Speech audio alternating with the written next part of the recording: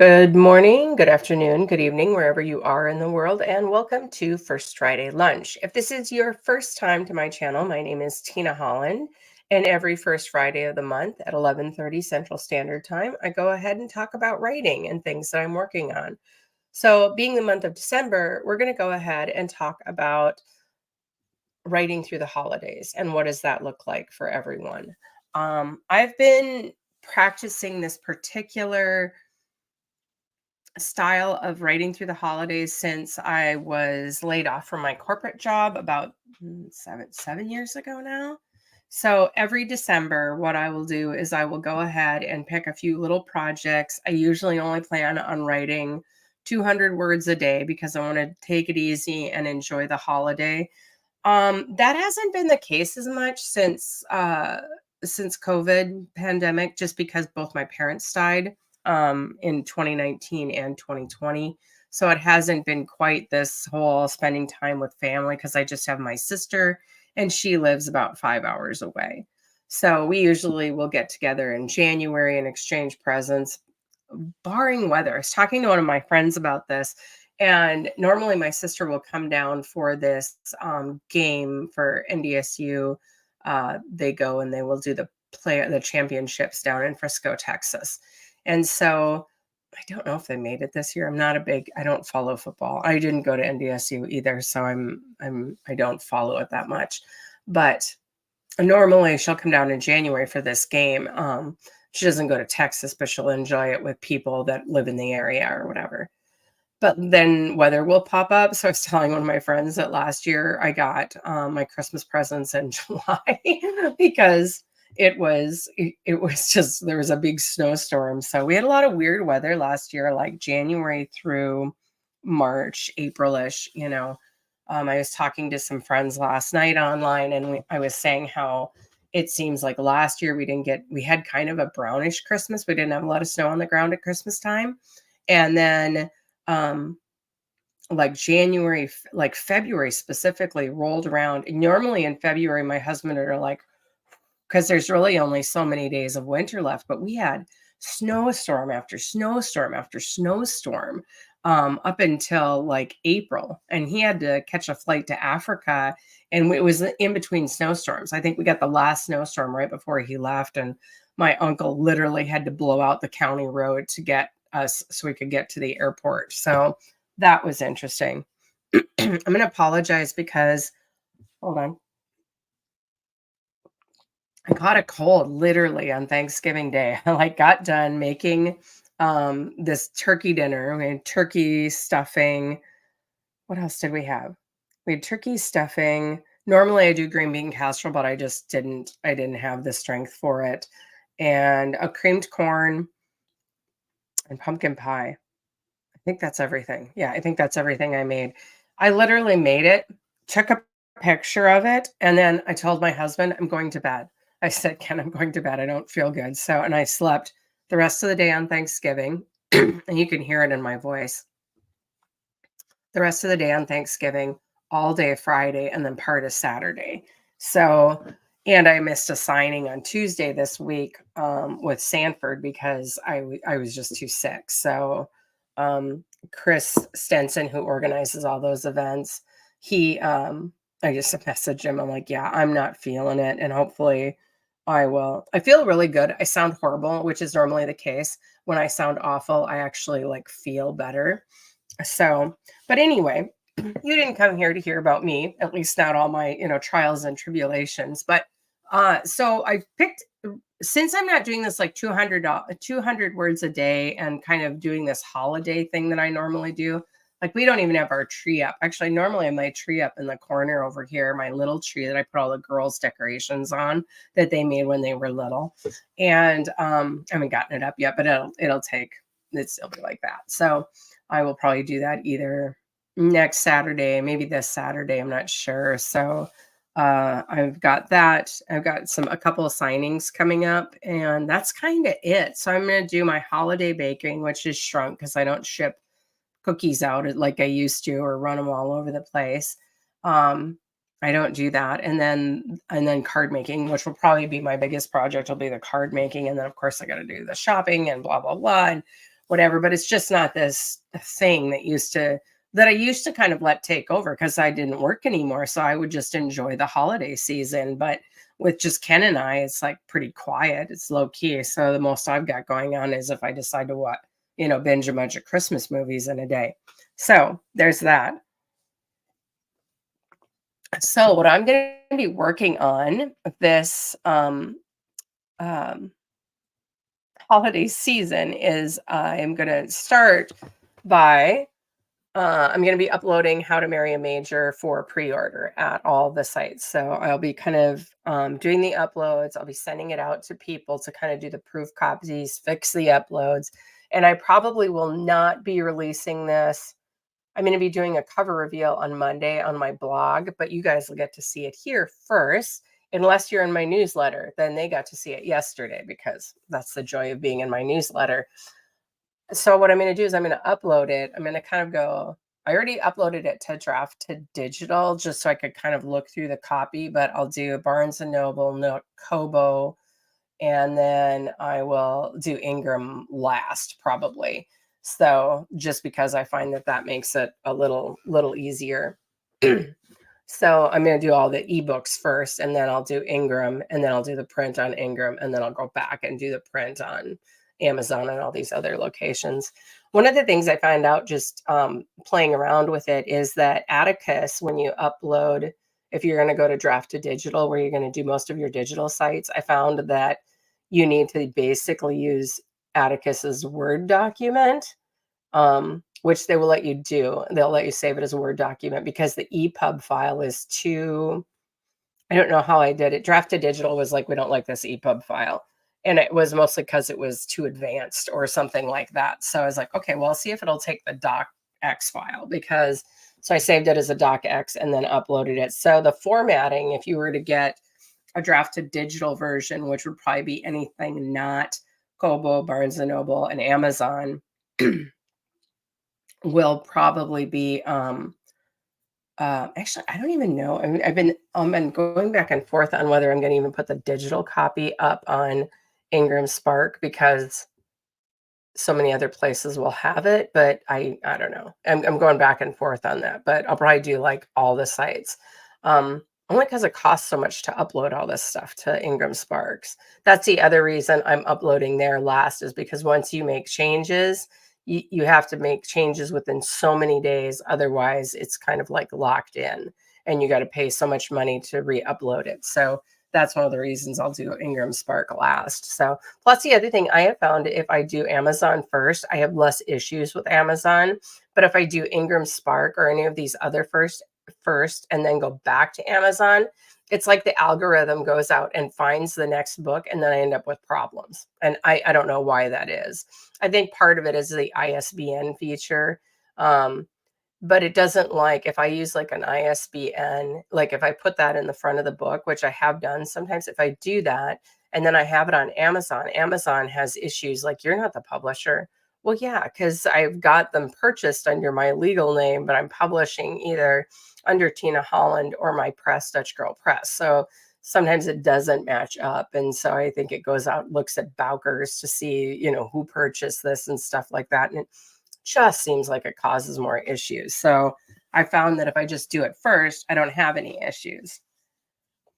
All right, so that is the first thing that I'm going to be working on. The second thing I'm going to be working on is I'm going to be trying to do record Snow by Any Other Name, which 2 years ago, it was in Tales from the Frozen North, which was an anthology put out by the Moorhead Friends Writing Group. And it is so short that I'm like, well, I'm going to do the recording. And I've been doing some exploring on recording because Audible books are coming, or audiobooks are coming back like into play. But now ACX no longer has this royalty share that you can do with a narrator. So it's kind of expensive unless you confront, like, in the minimum that you're going to pay for like an amateur is $25 a recorded hour.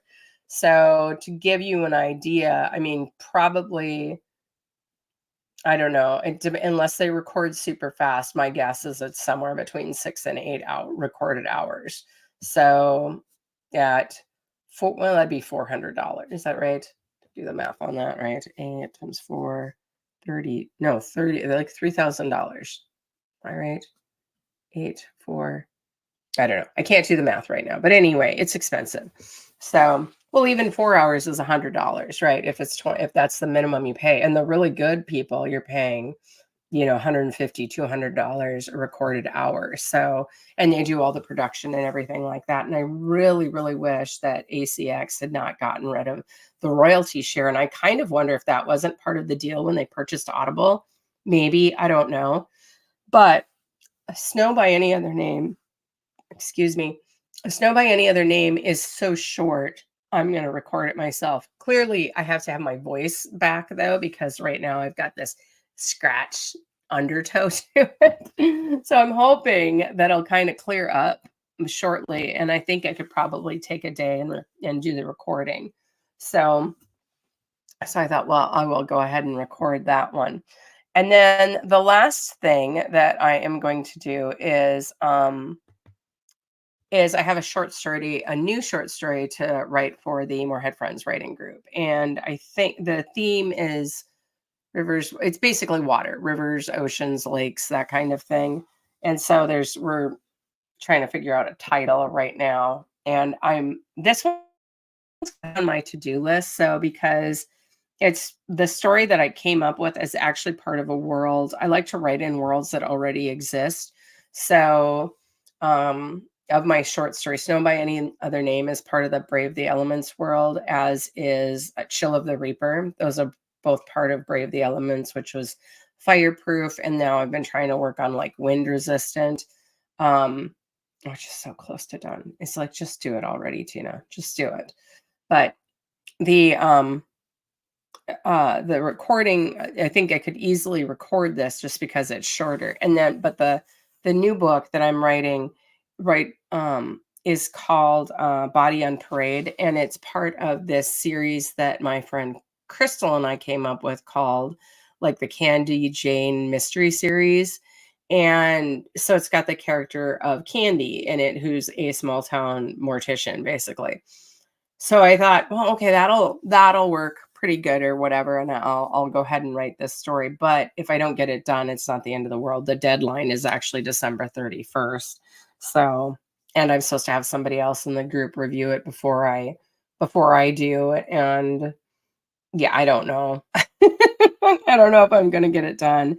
And the other part of the thing is that even though the monies will go towards the Morehead Friends writing group, which all the anthology stories do, it basically goes to fund the next group of stories, next anthology, which is really nice. But it doesn't really make Tina Holland any money per se. So it's kind of like on the bottom of my list to do. But if I wanted to do it, I've written short stories. It's like 5,000 words, I think, is the cap. And they're going to be pretty hardcore about it, which also lends me to say, well, if I don't get it done, I don't get it done. It's okay. So, and I'll still probably format it unless they want to hire a different formatter, which is fine as well. So, but yeah, so that's kind of what I've got going on for the month of December. It's not a lot. It's very little, as a matter of fact. But I thought, since I got you here, if you have any questions, you can go ahead and put them in the comment section. I don't think I do, though. I had somebody and they left, which is fine. But I will, let me share the screen here. Yep, present. Share screen. And this one. And share. So I don't know what that's going to look like. Okay, so this is my cover. So this is How to Marry a Major. And it's basic. As you can see, it's a Regency. It's my first Regency book. So I've gone ahead and I hired cover artist Melody Simmons, and she went ahead and did the cover. And I also had the audio cover made as well as the jacket, the print jacket. So it has up in a corner, it's called the Bad Guide series, part of the Bad Guide series. This will be the first book. BAD stands for Bold and Adventurous Debutantes. So I think that will be kind of be what we've got there. So I don't know. Okay, that's what you guys are seeing is me on the side. So that is, oh, I see my friend Barb dropped in. So yeah, if you guys have any questions about like how I did the cover, what that, um, I didn't even talk about like what it cost me. I will do when I do my release party, I'll talk about how long it took me to write the book, how many drafts I went through, how I went about doing cover art, I'm doing the formatting myself. So since I've learned that, I'm going to go ahead and do the formatting myself. So I'll go ahead and put this up there. So it's Barb. Hi, Barb. So Barb and I are both in the Moreheads Friends writing group, and she is, as I understand, writing a short story for the new series, or the new anthology that we are doing. So that is kind of what we've got going on there. I'm trying to see. I don't have anybody. I'll see if I can find the media kit for this. There it is. And I will read you guys a snippet of it. So it's always so hard to find. Like I do the media kit, and basically what I've got is I've got that all done before I start the uploading process, mostly because it's easier when you go to do the uploading process if you've got like everything in one spot. And so the media kit has the back blurb or the blurb. You can call it a back blurb or whatever, but you have to upload all that information when you go ahead and upload to Draft to Digital, Barnes and Noble, Amazon, Kobo, all those places, including Ingram Spark. So, yeah. Okay, so the blurb is this. Following her ne'er-do-well husband's scandalous demise, Charlotte Wold is, you know what, am I sharing? I got to peek here. I'm going to stop sharing because I suspect I'm sharing my blurb thing. Following her ne'er-do-well husband's scandalous demise, Charlotte Wold is forced to become a governess, never intending to marry again. This arrangement suits Charlotte just fine. The bastard son of a powerful nobleman, Major Miles Ashton's military service left him injured. When he returns home to stay with his brother, he's shocked to find Charlotte again, a woman he never thought he'd see after sharing a night together. When desperation leads to a pretend attachment, scandal ensures the marriage is anything but pretend. Can Charlotte learn to love Miles, or will she be doomed to another dreary marriage? And that is the blurb. So it's good to have all of that in one spot for when you have to go ahead and do uploading. And the other thing is I usually will print that media kit out, and then I'll have that when I go to do signings and stuff like that so that I can just read it easily enough. I also have like an excerpt that I'll put in there. Usually I did that too. At the end of this book, I've got an excerpt from the next book, which is how to love a lord. I was pretty pleased when I came up with the alliteration for this series because I think this series had like, maybe 7 titles, 7 drafts, 7 titles, something like that. And it took, once I figured out where I was going with it, it went very, very smoothly. So that is all I have for you today. Oops, sorry, didn't mean to jostle you. That is all I have for you today. And like I said, it's going to be pretty low key as it always is around here in December. Just going to try and take it easy, finish up some of these projects for the year, and start setting goals in January. One thing that I am doing in December that I haven't done before is I'm actually going to take Sarah Cannon's HB90 class. And that starts on December 10th. And I will probably be sending her a check today. So I'm going to take that. It's going to be a couple $100s, but that's fine. So because I've kind of wanted to take that class and see if it can kind of help elevate me now that I've done it, for 3 years on my own. Is there a way to streamline some of this stuff? Because it always feels like, especially with the release of How to Marry a Major coming up in February, I feel like it's probably going to butt up right against the Morehead Friends writing group. So I'm probably going to be like multitasking a few projects. Like I'll be doing formatting and stuff like that. So, I mean, it'll end up getting busy when you take on those formatting projects. It tends to be a lot more work than you think it's going to be. So that also leans me towards maybe just not having a story in that one, just because then I don't have to do that part of it either. I can just do the formatting and be done. So we'll see. But yeah, so I'm taking this HB90 course and I'm hoping it'll help. So I will maybe give a little review on that in January. And normally, in January, we're going to have our next First Friday lunch. Make sure I don't have any questions over here quick. Nope. And our next First Friday lunch. And then we'll talk about goals. Like, did I achieve my goals for 2024? And I'm going to guess not. I'll maybe look and see what they were, because maybe there's something I can hammer out before the end of the year or whatever. So next First Friday lunch is going to be January 5th at 11:30 a.m. and that is Central Standard Time. So go ahead and pencil me in for lunch.